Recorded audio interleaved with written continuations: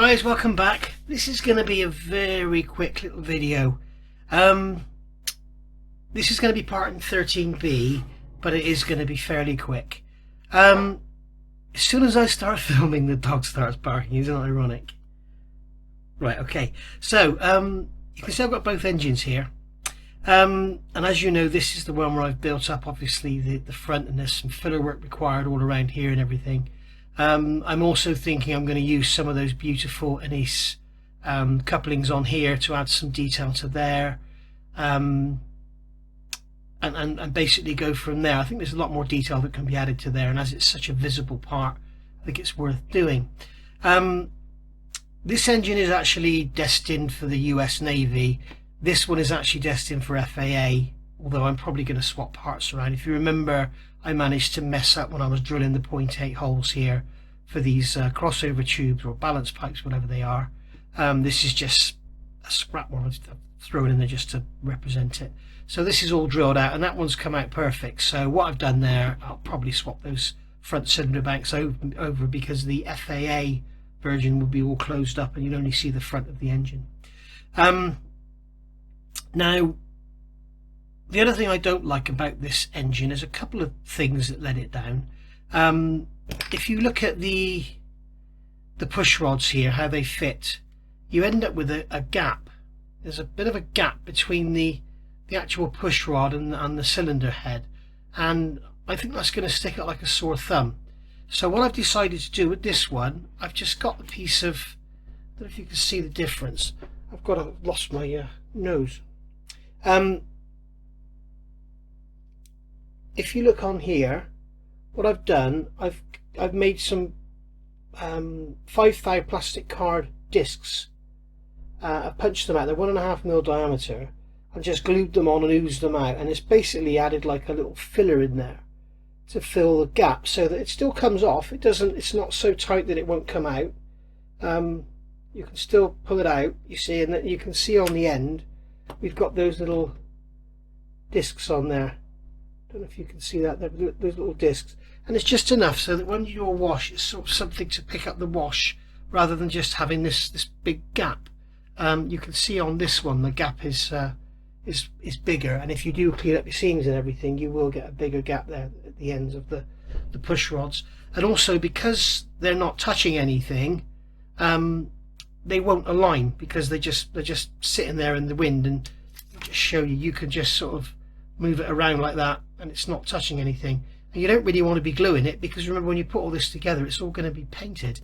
So that's what I thought I'd do there. So what I can do, I can basically put this together without the engine core, and it just sort of all slides together and locks in place, as you can see, and then that will be like that forever.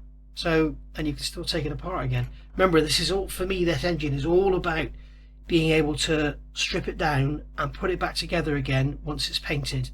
I've got one of my old, this is one of my real tatty resin cores here. This is one that went wrong. So you know, I've basically sold out of these things now. I need to make another run. If you want one, drop me a line, nigelsmodelingbench@gmail.com. But I think probably everybody that wanted one has got one now, so I've also put them on eBay. So there we go. So that will all go together like that.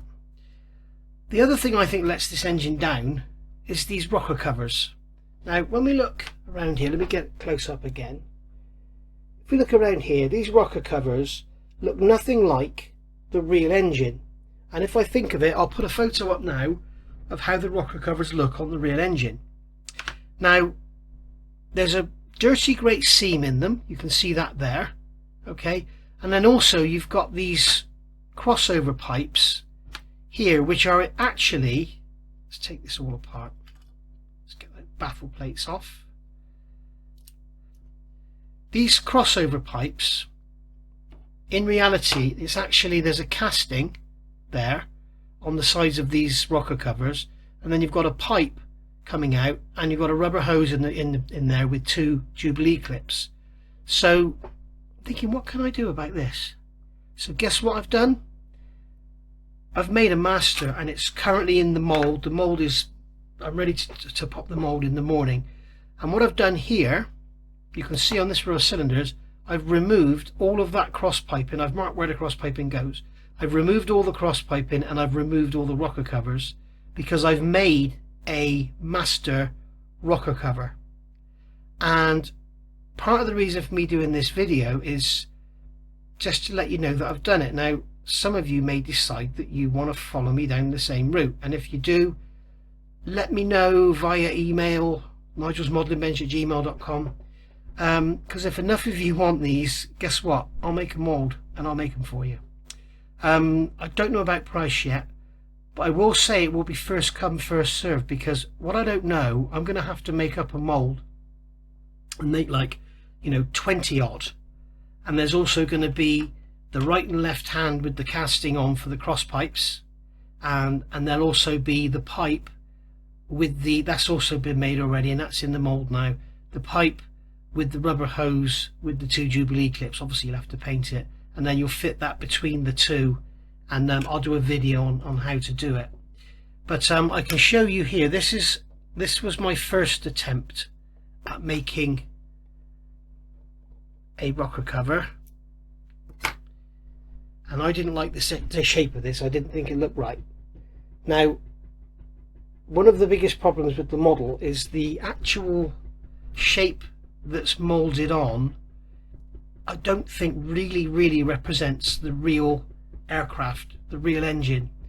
So if I make something like this that's sort of accurate in shape, it doesn't look right on there. So I've had to use a bit of artistic license and make a rocker cover that kind of looks like the real thing, but it's a bit stretched. It's just about 0.5 millimeter longer than it should be, I think, because this area here I think isn't fat enough. I don't think it's wide enough, which makes it appear longer.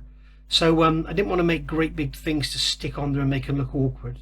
But so what I've done is used a bit of artistic license, and I've made basically a master that looks like a rocker cover with the 3 bolts and everything in. So let me know if you're interested, guys. And as I say, that will come as a set of, I think it'll be, I think what I'll do is do 10 of each, because you've got, sorry, 20 of each, because you've got here, you've got 1, 2, 3, 4, 5, 6, 7, 8. Sorry, 1, 2, 3, 4, 5, 6, 7, 8 of the ones with a crossover pipe, and then you've got, which engine's which? Oh dear. And then you've got 9, 10, 11, 12, 13, 14, 15, 16, 17, 18. Yes, so I'll do 20 of each, with and without crossover pipes, so you'll have a couple of extras, and then you'll have to assemble it all up yourself.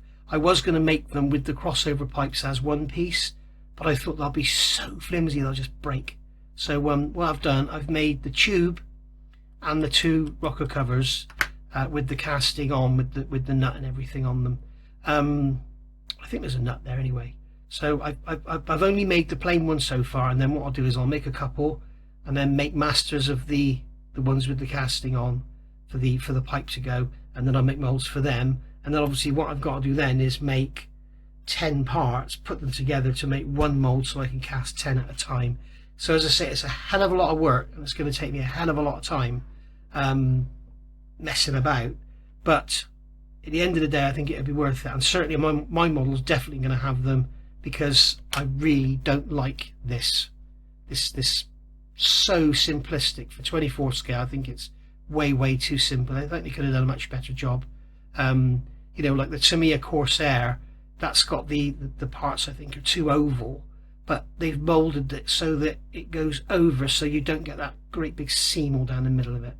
So let me know what you think, guys, and if you are interested, let me know via email. As I say, it'll be first come first served, but you don't have to commit until I give you a price.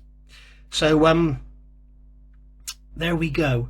So you've seen the pipes been done, you've now seen the push rods, we've talked about the